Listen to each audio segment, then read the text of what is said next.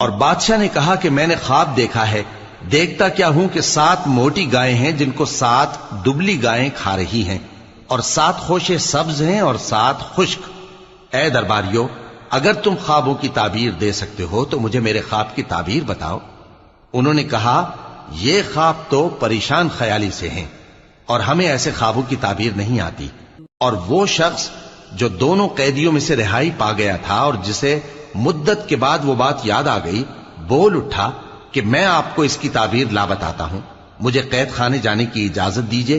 غرض وہ یوسف کے پاس آیا اور کہنے لگا، یوسف، اے بڑے سچے یوسف، ہمیں اس خواب کی تعبیر بتائیے کہ 7 موٹی گایوں کو 7 دبلی گائیں کھا رہی ہیں، اور 7 خوشے سبز ہیں اور 7 سوکھے، تاکہ میں لوگوں کے پاس واپس جا کر تعبیر بتاؤں۔